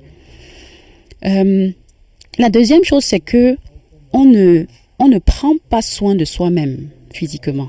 Je m'explique. On a affaire à des gens qui travaillent. Chacun a un travail séculier. Parmi les frères et sœurs, d'autres ont même déjà des enfants. Ils sont mariés avec des enfants. Même s'ils n'ont pas les enfants, ils travaillent peut-être 40 heures la semaine. Après, dimanche, ils vont à l'église. Après, en semaine, ils ont d'autres activités. Peut-être, ça peut être à l'église, ça peut être à l'église ou bien dans quelque chose où ils sont occupés. La question que je me pose, c'est, ils ont le temps quand pour, par exemple, faire du sport, sortir un peu, essayer de dégonfler en fait. Parce qu'on est dans une société où on est constamment sous pression, où il faut constamment donner de son temps, de son énergie pour faire ci ou ça. Et ça fait que si on ne fait pas attention dans la relation à deux, on se perd. Parce que chacun est dans cette mouvance d'être en activité. Et c'est important de se dire, je prends le temps pour moi quand? Pour me ressourcer. Pas seulement avec la parole de Dieu et tout, non. Par exemple, je fais le sport quand? Par exemple. Ou bien je reste tout le temps à la maison. Dès que je rentre, je suis à la maison. Imagine que tu es à la maison de lundi à dimanche. Tu ne fais aucune activité sportive. Tu ne fais aucun exercice physique. Rien du tout. Et tu penses que tu vas dégonfler comment? C'est des choses simples. Prendre de l'air, marcher un peu, je sais pas passer des heures au téléphone, par exemple, mais trouver, et ça c'est par exemple une chose, est-ce que tu dors suffisamment? On pense que c'est rien, mais ça c'est par exemple des choses qui sont des déclencheurs même de stress. Si je ne dors pas suffisamment, je dors chaque fois 3 heures de temps, 4 heures de temps, avec le temps, je deviens irritable. Je ne me rends pas compte. Est-ce que je mange équilibré? Si je mange chaque fois chez McDonald's, ou bien je prends le donut chaque fois, je ne sais pas trop quoi, je mange comment? Ça, c'est des petites choses qu'on se dit non, c'est rien du tout, c'est rien et tout le reste. Mais à la longue, ça a des influences sur notre santé, sur la manière dont sur notre rendement dans tous les domaines, sur la relation avec les autres. On est déséquilibré. On ne boit pas assez d'eau. Quelqu'un fait toute une journée, il ne boit même pas, même un demi-litre d'eau, il ne boit pas. On se dit que c'est rien. Ça joue. Imagine que je fais ça pendant 1 semaine, 2 semaines, 3 semaines. Donc, sur le plan sanitaire, je ne suis même pas équilibrée aussi. On sous-estime toutes ces choses, mais ça a un impact, en fait. Ça dégrade notre propre santé. Ça fait qu'on n'a pas d'énergie suffisante. La conséquence, c'est quoi? Je n'ai pas d'énergie suffisante. Conclusion, je ne peux pas dialoguer longtemps avec mon partenaire. Conclusion, même au lit, c'est compliqué parce que je me sens fatiguée quand je rentre du boulot. Si ma femme dit que c'est comment, tu vas dire vraiment, je suis fatiguée. Si ton mari dit que vraiment, je ne peux pas aujourd'hui. Voilà que il y a distance secret. Manger, tu ne manges pas parce que peut-être même que tu es en train de faire un régime. On se demande même quel régime que tu fais, on ne sait même pas. Tu ne manges pas, tu bois très peu, tu dis que tu pries beaucoup, mais le caractère ne suit pas. Toutes ces choses, on se demande, mais quel est le problème? Et après, on va dire, on aime trop le Seigneur, on prie Dieu. Non. Donc, c'est des choses, par exemple, à la longue, ça gâte la relation, ça dégrade. Une autre chose, c'est que avec le partenaire, on ne communique pas. Il n'y a pas de communication. Au trop bonjour, et puis on se retrouve le soir fatigué, on mange un truc, c'est la fatigue, c'est le sommeil. Et quand ça continue comme ça à longue, vous fonctionnez seulement, vous ne vivez plus. Hein? Et une autre chose que je peux ajouter, c'est qu'on ne se valorise pas au quotidien. Hein? Par exemple, un bonjour chérie, comment tu vas? Ou bien bon courage mon chéri pour ta journée. Ou bien merci chérie pour le petit déjeuner. Ou bien pour le repas d'hier. Des petites choses qui encouragent le partenaire, qui donnent de comprendre que voilà, mon partenaire a un regard sur moi, ma partenaire a un regard sur moi. Des petits mots qui font du bien. Hein? Se faire du bien chaque jour, hein, l'un l'autre. Hein? Mais ça, c'est des choses que les gens ne font pas, par exemple. Et ça dégrade au fur et à mesure la situation. Hein? Mais il y en a beaucoup, effectivement, il y a beaucoup de raisons, mais ce n'est que quelques-unes. Moi, je pense aussi que, justement, pour aller dans le même sens, c'est aussi le fait que il y a des attentes, des fois, qui ne sont pas, comment je vais dire ça, qui n'ont pas lieu d'être. Hein? On se dit, oui, parce que peut-être nous sommes tous deux chrétiens, elle ou il doit comprendre, il doit tout le temps accepter, tout le temps pardonner, mais en fait, vraiment se dire, ok, ou bien supporter, en fait, voilà, supporter toujours, et par exemple, dans ce sens-là, éviter, par exemple, une communication, une bonne communication, où on a aussi quand même une fenêtre ouverte à ce qui ne va pas, à ce qui ne marche pas, à ce qui n'a pas plu à l'autre, mais si on a peut-être aussi des attentes que non, elle ou il doit comprendre. En fait, elle doit comprendre que bon voilà, je n'ai pas le temps. Elle doit comprendre que j'ai beaucoup à travailler. Elle doit toujours comprendre que, ou bien il doit toujours comprendre que je suis fatiguée, ainsi de suite, ainsi de suite. Je pense que ce sont aussi des même étant chrétien, à un certain moment, quand ça ne va pas, on a le droit au moment de s'asseoir et honnêtement et dire bon voilà, ça ne va pas. Ou bien si on voit il y a déjà des signaux peut-être que le partenaire donne, c'est-à-dire que à chaque fois peut-être il vient peut-être, je sais pas moi, essayer de parler de quelque chose qu'on ne le raboute en se disant que bon voilà, en fait qu'on ne tient pas compte de ça, ou bien qu'on banalise ça. Mais je pense que c'est plus au contraire, on doit être vraiment chacun pour sa part vigilant pour savoir et se dire oh ok, ça ce sont des petits signaux, peut-être ici il faille qu'on s'arrête, il faille qu'on prenne peut-être un peu plus de temps encore vraiment à parler, et qu'on ait le courage de parler de tout et d'écouter même si les remarques au départ peut-être peuvent paraître blessantes, mais écouter ce que l'autre a dit quand même, lui donner cette oreille là. Et de l'autre côté, celui qui parle aussi, bon, parle vraiment pour gagner aussi, pour dire, bon, même en disant ce qui ne va pas, mais dans l'objectif de gagner. Donc moi, c'est ce que je peux ajouter.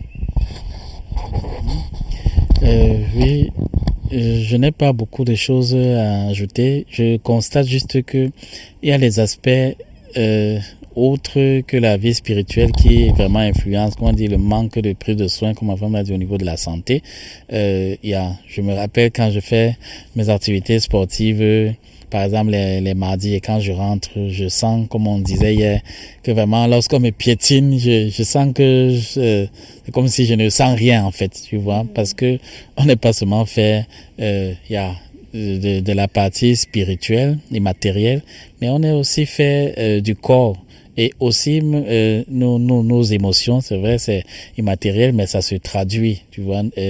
Or, Dieu a fait que on devrait normalement dégonfler, pour utiliser les mots de ma femme dans ce sens. Donc, bref, ça, c'est des aspects qui sont trop négligés, surtout dans notre communauté africaine. Ces aspects extérieurs, parce que tout le monde veut seulement prier, jeûner, mais comment est-ce que tu parviens à déconstruire le stress de la journée? D'autres indices, c'est que quand je vois notre parcours, ça a été un parcours de combat pour arriver en Allemagne. Ça a un parcours de combat pour faire les cours de langue. C'est un parcours de combat pour le DSA. C'est un parcours de combat des études. C'est un parcours de combat pour décrocher l'examen. C'est un parcours de combat pour vivre, pour s'intégrer, pour le rejet. Tous ces aspects psychiques quand est-ce qu'on a pris soin de faire le ménage de ça? Et avec ça, un parcours de combat pour trouver le ou bien par la partenaire, et on se retrouve donc dans une relation de mariage qu'on vit sur le bonheur. Et après, c'est le parcours du combat, du travail, les défis du professionnel, ainsi, en fait, défi sur défi. Mais la prière ne suffit pas pour pouvoir donc trouver cet équilibre. Donc, c'est ces aspects extérieurs que je trouve, comme tu as dit, extrinsèques, qui vraiment favorise un stress énorme qui va jouer sur le style de la communication. Parce que quand je suis tendu, énervé, je peux pas communiquer paisiblement, je peux pas activement écouter l'autre, tu vois ce qu'il a dans le ventre, et même se dire que comment je vais faire. Je serai dans la défensive, je serai sensible, et puis ce sera nerveux, et puis voilà que la communication est interrompue 2-3 fois. Chacun vit maintenant dans son cœur, il est détruit, et puis maintenant à un moment, quand c'est un mauvais moment, mauvaise paroles, c'est les casseroles qui vont sauter par les fenêtres, peut-être pour d'autres c'est les coups de poing ou bien les paroles tellement agressives et verbales. Voilà toute une suite. Juste, on ne parle pas de manque de prière, mais juste cet autre aspect corporel, émotionnel qui n'est pas pris soin et qui favorise vraiment aussi une destruction. Yeah. Oui, je voulais ajouter un autre point qui m'est venu à l'esprit. C'est le fait que, on l'a même dit même hier quand on causait, le fait que dans beaucoup de couples chrétiens, certains prennent ça comme étant tabou, entre guillemets, ils n'en parlent pas. Et ça, c'est grave. C'est grave parce que justement, on se dit que non, on va prier, ça va aller, ou bien on sous-estime. C'est-à-dire que bon, ou bien on veut pas que les gens sachent qu'il y a peut-être un problème qui est devenu toxique, ou bien une situation qui est en fait grave. On a besoin d'aide. Et ça fait que quand les gens n'en parlent pas, ils ne cherchent donc pas de l'aide. Hein? Ils ne cherchent pas de l'aide et ça se dégrade, ça va de mal en pire. Pourtant, tu vois, ils ne veulent pas se rendre compte, ou bien quand ils se rendent compte, ils ne veulent pas chercher de l'aide. Et ça crée tout ce que ça crée après. Pourtant, c'est important de chercher de l'aide. Ce n'est pas au contraire, c'est pas un signe de faiblesse, c'est un signe de foi. Il dit, je suis à un niveau où je suis au plus bas niveau, je suis à tel niveau, j'ai besoin d'aide. Hein? Il y a des coachs spécialisés, il y a des psychologues, il y a des psychiatres, il y a tellement de possibilités. Donc, rester bloqué là, au lieu de chercher de l'aide, fait que voilà, l'assurance se dégrade et puis on voit seulement à la fin que voilà, le couple, ça ne va plus et tout, et on a l'impression qu'on ne peut plus récolter les brèches. Oui, ça c'était le dernier point aussi sur lequel je voulais rebondir en parlant des aspects intrinsèques pour dire que parfois dans certaines personnes, dans certains frères, certaines sœurs se retrouvent dans le mariage sans avoir eu à travailler certains traumatismes par lesquels ils sont passés. Ça peut être les études, ça peut être quelque chose qu'ils ont même hérité de leurs parents. C'est pas une sorte d'agressivité, la colère par exemple, ou bien des complexes d'infériorité, de supériorité, et ainsi de suite. Bon, on a fait son chemin en tant qu'enfant de Dieu, étant célibataire quelque part dans son coin, au nord, au sud de l'Allemagne, on était tranquille, on était seul. Une fois qu'on entre dans le mariage, on se dit que bon, tout va aller, le Seigneur veille, Dieu est bon, jusqu'à ce qu'on se rende compte que vraiment il y a certains boulons qui ne sont pas encore bien en place, quoi. Et parfois c'est trop tard dans la mesure où, du moins dans le sens où on a déjà violenté, n'est-ce pas? On a déjà dit une parole déplacée et c'est très difficile de faire marche arrière. Parfois il faut une intervention extérieure de quelqu'un de l'extérieur. Là encore parfois ça va encore dans une autre spirale, puisqu'on est dépendant d'autres personnes. On est obligé d'ouvrir son ventre ou bien les secrets de son couple à d'autres personnes, et ce sont vraiment des montagnes russes à surmonter. C'est pas toujours agréable parce que ça demande un certain brisement, et ça ne fait plaisir à personne.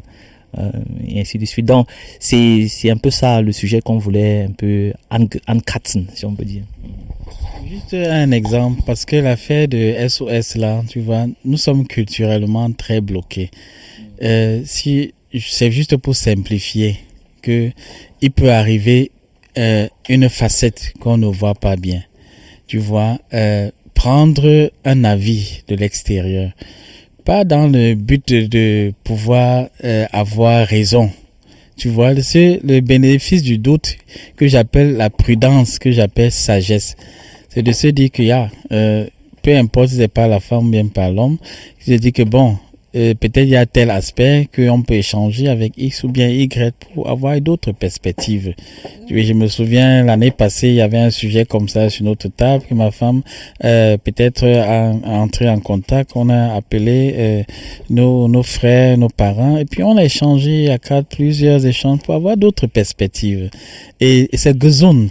Donc j'appuie juste sur ce point pour se dire, culturellement, nous voyons en ça comme un chande, je sais pas comment on dit ça, une honte, tu vois. Et ça ronge et ça va contribuer à la toxicité. Pourtant, quand c'est à un niveau où on se rend compte que bon, on a, bien sûr, c'est pas que quelque chose nous pique et puis on commence à chercher là où on va parler.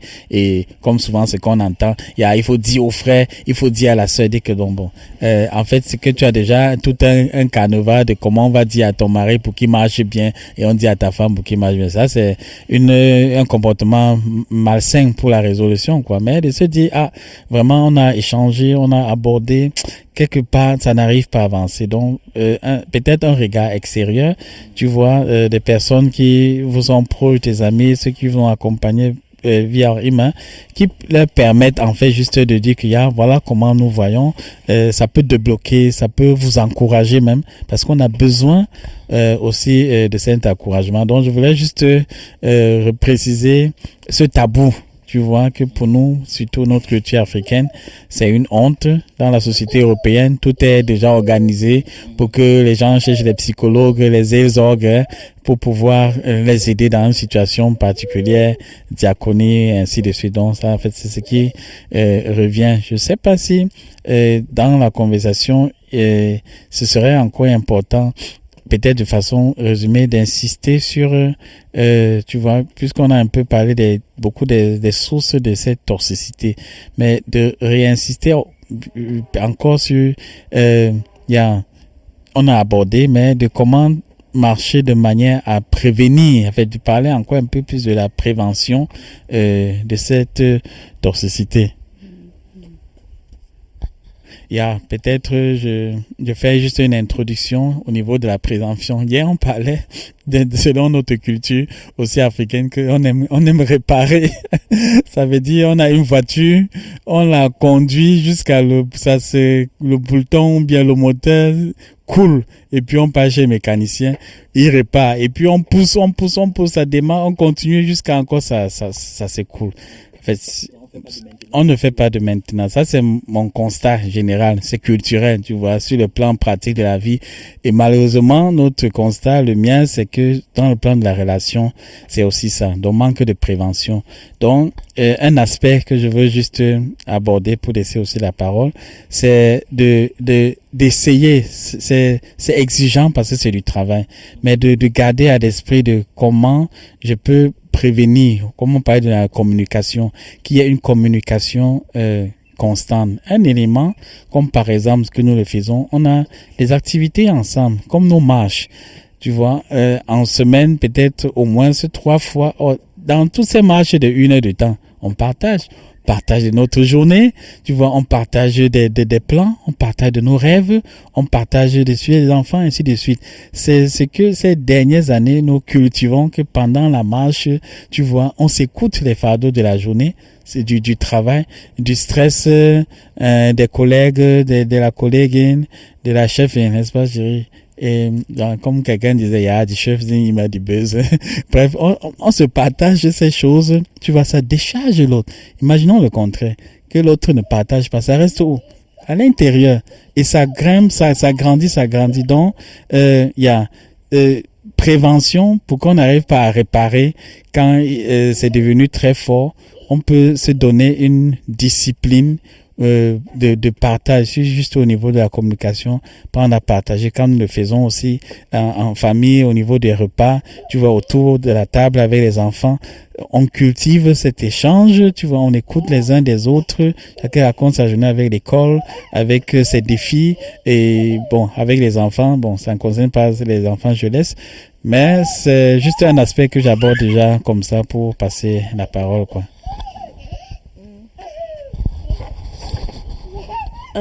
Justement, pour ajouter aussi dans dans le point que tu viens de signaler, c'est justement cette routine-là, mais aussi de façon, comment je vais dire ça, vraiment planifiée. Donc, vraiment, avoir vraiment des temps, ça peut être, bon, la routine peut être hebdomadaire, mais au plus tard, je sais pas moi, peut-être tous les 3 mois, vraiment avoir du temps, s'arrêter vraiment à se dire, ok, on va vraiment parler de nous, on va regarder un peu comment est-ce que se sont passés peut-être les 3 derniers mois, comment est-ce que tu vas, comment est-ce que l'autre va, vraiment pour chaque fois s'asseoir, vraiment avoir ce temps d'arrêt là, pour vraiment regarder, pouvoir s'examiner, pour se dire ok, est-ce que ça va, est-ce que ça ne va pas, ou est-ce qu'on va même et tout. Donc moi c'est quelque chose, parce que je sais, avec le train quotidien de maintenant, des fois on a même peur, en fait, je veux dire, la société nous fait tellement, on veut être actif, qu'on a même des fois peur de s'arrêter, parce qu'on se dit que bon, ok, quand on va s'arrêter, même ce qu'on peut, le constat peut être, peut nous faire peur, mais peut-être c'est ça aussi c'est cet élément préventif là qui peut arrêter la catastrophe, qui peut faire que la catastrophe n'arrive pas. Moi, un autre aspect. J'ai une question à cela. Est-ce que 3 mois, je m'imagine que je ne peux pas faire un retour mémoire après 3 mois. Non, je veux dire, non, ça n'exclut pas ce que tu viens de dire. Ça n'exclut pas, tu vois. Ça n'exclut pas qu'il y ait je ne dis pas que non, on a une communication seulement tous les 3 mois. Non, non. Mais je veux dire, des fois, vraiment, prendre un temps vraiment, comme quelqu'un va dire, par exemple, ok, il y a des moments où on prie, tu vas prier, bon, selon les conditions, des fois, tu es obligé peut-être en fait, tout le temps de parler avec Dieu, que ce soit dans ta voiture, mais il faut aussi vraiment des temps où tu vas vraiment t'asseoir comme ça et te dire, ok, vraiment de façon, un peu comme comme dans une société, on s'assoit vraiment pour se dire qu'aujourd'hui, là, c'est le jour un peu comme le jour du bilan, en fait, pour regarder un peu vraiment sur tous ces aspects-là. Exact. Ça peut être une fois l'année, mais il faut aussi vraiment des temps comme ça où chacun sait dans son calendrier que, ok, aujourd'hui, on va vraiment aller un peu plus en profondeur pour parler de la relation. Un autre aspect préventif, c'est aussi reconnaître avant même d'entrer dans la relation certains feu rouge. On a parlé de chercher de l'aide. Donc pour moi, personnellement, je vais parler aux femmes, c'est d'abord de se rendre compte, ok, est-ce que la personne avec qui je me mets là, est-ce que c'est une personne qui a assez d'humilité pour écouter? En fait, est-ce qu'elle accepte une certaine autorité sur sa vie? Je ne sais pas si vous voyez un peu ce que je veux dire, parce que si c'est quelqu'un qui se sent très suffisante, très suffisante, je prends le cas de beaucoup, je sais que beaucoup de femmes en souffrent, tu as en face de toi quelqu'un qui, bon, pour lui c'est du genre, non, on n'a pas besoin de ça, non, on n'a pas besoin de l'autre, non, qu'est-ce qu'il va nous apprendre, qu'est-ce qu'il va nous dire? Mais au départ, tu te dis, bon, tu as peut-être vu ça, mais tu n'as pas fait attention à ça. Et maintenant, quand ça chauffe, il n'y a plus personne qui va pouvoir lui dire A ou B. Il n'y a plus personne. Il n'y a vraiment plus personne. Et ça, moi personnellement, c'est quelque chose que en fait, si jamais tu vois ça déjà en un homme ou bien en une femme, vraiment, il faut t'asseoir et réfléchir par 2 fois. Parce que, justement, quand les moments difficiles viendront, si cette personne n'est pas vraiment brisante, n'est pas vraiment renouvelée dans son intelligence, tu n'auras que tes 2 yeux pour pleurer.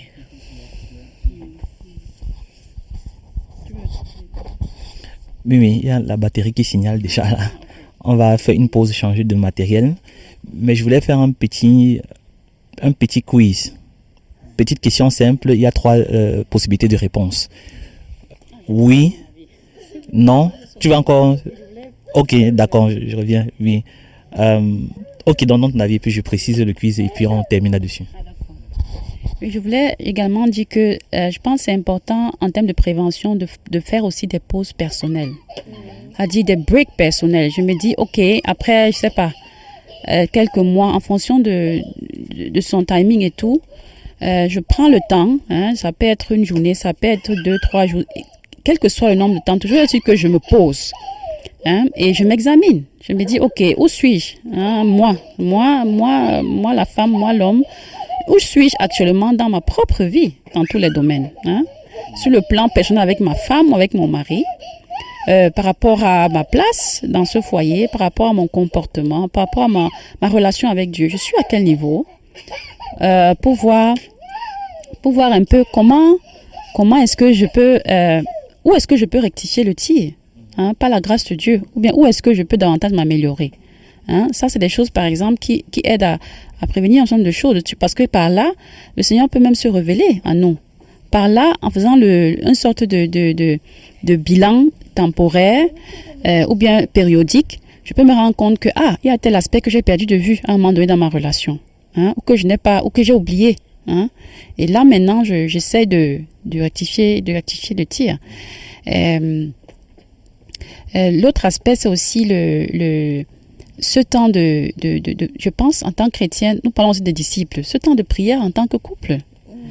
C'est important de l'entretenir. Et moi, je m'adresse ici particulièrement aux hommes pour dire c'est votre responsabilité en tant que chef de famille, en tant que prêtre de la famille, pasteur, berger de votre foyer, de dire je prends l'initiative d'avoir du temps de prière avec ma femme, hein, avec ma famille. Pourquoi? Parce que dans ce moment-là, ça solidifie la relation. Ça encourage mutuellement. Ça encourage aussi ta femme à se dire je peux aussi prier, ou bien je peux aussi davantage soutenir mon mari dans tel aspect. Bref, c'est un aspect qui vous encourage, où le Saint-Esprit agit aussi parfois dans des situations même qu'on ne comprend pas. Hein, mais parce qu'on s'est mis ensemble pour prier, Dieu dans sa grâce, hein, agit même dans des situations où on ne s'attendait même pas à ce qu'il y ait des actions peut-être miraculeuses même. Donc c'est juste encore pour encourager cet aspect-là, pour dire vraiment, les frères, battez-vous, prenez ce temps, hein, dites-vous bien que c'est votre responsabilité, pour voir aussi, hein, Dieu se manifester dans votre foyer que vous-même vous avez fondé, hein, avec cette femme-là que vous êtes allé prendre, hein, pour que les choses avancent. Hein. Donc c'est ce que je voulais également relever. Une question, est-ce que ces moments, comme tu dis là, ce sont des moments routiniers? Je veux dire, en fait, on prie, non? Je veux dire, au soir de la journée, on s'assoit, on prie. Ou bien ce sont des moments vraiment extra? Se dit, voilà, on va prendre peut-être, je sais pas moi, tous les 2 mois, ou bien tous les mois, ou bien tous les 3 mois, des temps vraiment extra où on va passer du temps dans la présence de Dieu. Les deux, je pense que les deux sont importants. Les deux sont vraiment importants. Les moments au quotidien, hein, c'est des moments aussi de communion, non? Où ensemble, on a ce temps-là. Ça dépend de votre programme. Ça peut être les matins, ça peut être... Bref, toujours est-il que des moments où vous communiez constamment ensemble, en dehors des moments personnels avec Dieu. Mais je pense que c'est aussi bien d'avoir des retraites familiales, des retraites de couple, hein, où vous passez le temps, où vous vous retirez à deux, pour faire comme un bilan aussi de couple, hein, avec le Seigneur. Le Seigneur nous conduit où actuellement? Nous sommes en quelle direction? Nous sommes à quelle étape, à quelle saison de notre vie? Hein? Seigneur, où est-ce que tu penses que nous devons adapter telle ou telle chose? Hein? Ainsi de suite. Et dans ces moments-là, moi je crois que les couples, les familles sortent encore plus fortifiées, hein? Encore plus soudées, quoi. Hein? Bien. Je témoigne juste surtout par rapport aux routines. Quand nous pouvons, hein, c'est juste pour donner aussi des bases piles, dans notre méditation à deux, je vois toujours ma journée anders bénie. Tu vois, c'est vraiment l'expérience que j'ai. Ça ne capte pas toujours les matins. Parfois ma femme se réveille peut-être plus tôt que moi. Elle a fait ses moments de prière. Et parfois avant d'aller vers 6 heures, on se met ensemble. Comme je dis, ça c'est le ange long, le mien, que autant qu'on le peut dans la semaine, chaque jour, mais ça ne réussit pas toujours. Mais quand, en fait, on passait peut-être 20 minutes, hein, ce n'est 30 minutes de prière, de partage le matin avant d'aller au travail, je sens ma journée vraiment différente. Donc, juste pour appuyer ce qu'elle dit là, vraiment le focus pendant la semaine, ça n'a rien à voir avec on a prié ensemble pour aller dormir, on a prié avec les enfants. Non, vraiment une communion couple avec le Seigneur. Donc, on se met ensemble, on a médité, on a partagé la parole de Dieu ensemble, on a prié 15-20 minutes. Ça alimente une certaine spiritualité. C'est aussi, comme tu le précises, la responsabilité de chef de famille. Nous voulons présenter mon idéal, c'est que ma femme, avec ce que Dieu m'instruit, tu vois qu'ensemble nous marchons dans ces valeurs, nous grandissons dans ces valeurs. Donc, je sais que c'est une responsabilité qui n'est pas facile, mais juste pour appuyer que quand on l'expérimente, comme parfois dans notre famille, vraiment la journée est différente. Oui, et à ça, je précise aussi que ça ne doit pas être une raison pour laquelle la relation devient encore davantage toxique si jamais le mari ne performe pas dans ce sens. Parce que si on appuie, on dit que le mari, ta responsabilité, et que madame vient et dit que ta responsabilité, c'est de ta faute, là c'est déjà toxique. Oui, bon, là, il faut, on est dans ceci, on est dans cela et dans cela. Dans l'aspect d'encouragement avec oui. J'insiste pour dire que parfois ça ne réussit pas toujours, tu vois, donc l'esprit de ça doit se dire encourageons-nous à cela, tu vois. Même ma femme très souvent, tu vois, elle me cogne là pour dire que partageons la parole de Dieu. Je pense que c'était même encore hier, tu vois, vendredi généralement je me lève très tôt et je pars, tu vois, et puis j'ai d'abord dit que je vais partir, après tu vois, comme c'est elle qui m'a un peu cogné comme ça, cet esprit m'a relancé, après j'ai changé d'avis, tu vois, on a passé un moment de communion, ça devait être jeudi, quelque chose comme ça. Bref, juste pour dire, effectivement, pour préciser qu'il ne s'agit pas encore dans un élan d'accusation, de pression, mais de s'encourager, tu vois. Même nos moments de famille où les vendredis, tu vois, parfois je perds de vue, tu vois. Et puis elle me rappelle qu'il y a, pense qu'on a prière d'intercession en famille, tu vois, vendredi. C'est beaucoup l'occasion pour nous, non seulement de prier pour nous, mais on intercède pour nos filles, tu vois, pour nos amis, ainsi de suite, tu vois. Parfois, dit qu'il y a, en fonction de ton terme de travail aujourd'hui, pense à cela. Bref, c'est un rappel gesund et non un rappel d'accusation. Donc, je rejoins ton point pour dire, c'est vraiment important parce que très souvent, nous, quand ça vient un peu comme pression, tu vois, nous aussi, on est déstabilisés et puis ça fait une mauvaise humeur, ça fait des réactions toxiques et puis on ne va plus en parler et puis nervosité, ainsi de suite. C'est bien de rappeler cela.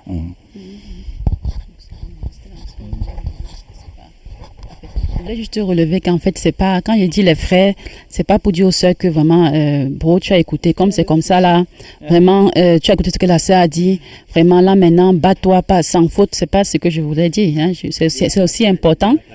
C'est vraiment, comme maman Sanina a dit ça là, vraiment, je vais seulement lui donner pour qu'il écoute. C'est pas ça qu'il s'agit. Si nous sommes venus comme ça, c'est à cause parce que, de toi. Oui, mais c'était juste un rappel en termes de responsabilité du frère. Mais la sœur, évidemment, on a affaire ici. Je suis allée selon la compréhension que j'ai affaire ici à une sœur qui craint le Seigneur, qui aime Dieu. Les sœurs, non, c'est dans le sens que vous aimez le Seigneur, vous aimez Dieu, et c'est par amour pour le Seigneur que vous n'allez pas mettre de la pression, mais plutôt vivre, dans l'amour, et dans la crainte de Dieu, dans la manière dont vous pouvez peut-être rappeler si vous êtes à votre époux, quoi. Donc, ça n'a rien à voir avec une pression que vous devez faire à l'époux, mais juste se dire, ok, je suis là pour l'épauler, je suis là pour l'encourager sans lui mettre une pression. Et puis, je suis là pour l'aider, effectivement. Je suis là pour l'aider et pas plus, quoi. Pour que ça ne soit pas vu comme une pression ou bien comme si vraiment, voilà, puisqu'il a manqué tel jour, alors ça ne vaut pas la peine. Mais plutôt se dire, voilà, c'est aussi mon rôle en tant que femme de le lui rappeler ou bien de l'épauler.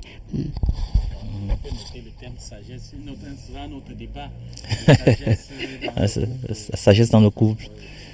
Oui. Ok. Donc, mon petit quiz, on répond juste par oui ou par non ou par du cas par cas. Voilà. Donc, mariage chrétien toxique. Je suis une femme. Mon mari m'a blessé, donc il m'a frappé, j'ai coulé du sang. Et puis mon enfant est en danger. Je veux divorcer, ou bien je veux quitter la relation. Oui, non, ou bien parlons-en on dit ça comment? troisième possibilité, parlons-en entre quatre yeux, en quelque sorte. Oui, Papa Ruben, qu'est-ce que tu réponds à ça? C'est clair que... Oui, non, ou bien parlons-en. Parlons-en. Parlons-en. Bon, c'était une seule fois. Ça s'est passé une seule fois. Ou bien c'est... À maintes reprises, oui. Bon, oui, parlons-en d'abord. Ok, donc ça veut dire que il n'y a pas de oui. Il faut bien savoir le fond. Je pense qu'il faut bien savoir, il faut prendre le temps de savoir, d'écouter de quoi il s'agit, qu'est-ce qui s'est passé. Et aussi, peut-être dans ce sens-là, on verra donc que c'est aussi le résultat de ce qu'on vient de dire. Ça n'a pas été une histoire, peut-être c'est quelque chose qui se vit là depuis des années. Donc voilà pourquoi il faut en parler. Oui, non, c'est pas juste pour mettre de l'eau à la bouche. Je dis que voilà, la tendance de toute façon, c'est que ce n'est pas oui, ce n'est pas non plus. Donc, ça a été là-dessus, donc vraiment merci. Oui, merci pour le partage et nous espérons que ceci va bénir les uns ou les autres. Donc, maman s'en souhaiterait donc qu'on finisse par un mot de prière. On a encore quelques pourcents là de batterie, ok, mais ça quand même on peut le faire. Donc priez pour ceux-là qui sont, on va dire, dans des relations, dans des mariages toxiques, qui prient, n'est-ce pas, ensemble ou bien séparément, et puis les résultats ne sont pas encore vraiment visibles, et puis on associe aussi nos prières à cela. Seigneur Jésus, nous te disons encore merci pour ces moments de partage autour de ce thème. Et tu es l'Éternel de grâce et de toute bonté. Et tu connais peut-être les couples qui vont écouter ces échanges. Et nous prions vraiment pour ta grâce dans leur couple. Seigneur, que tu les aides, quel que soit le degré de toxicité dans lequel ils se trouvent. Que vraiment ta grâce soit leur partage, que tu les visites, que tu interviennes pour qu'ils puissent revenir à une relation saine et afin qu'en fin de compte, la gloire te revienne, Père. Aide-nous, nous également qui parlons de ce thème, Seigneur, aide-nous dans ta grâce, dans ta sagesse, aide-nous à veiller pour nos propres vies, aide-nous à regarder à toi, parce que ta parole déclare que celui qui croit être debout prenne garde de ne pas tomber. Seigneur, aide-nous à vraiment veiller sur nous-mêmes et à compter sur ta grâce au quotidien. Béni sois-tu encore pour ces moments au nom de Jésus-Christ. Amen. Amen. Ok, donc, merci. Merci d'avoir écouté cet épisode jusqu'à la fin. Nous espérons qu'il vous a édifié et davantage rapproché du Logos, Jésus-Christ, la parole faite chair. Que le Seigneur vous bénisse et au prochain épisode. Bye bye.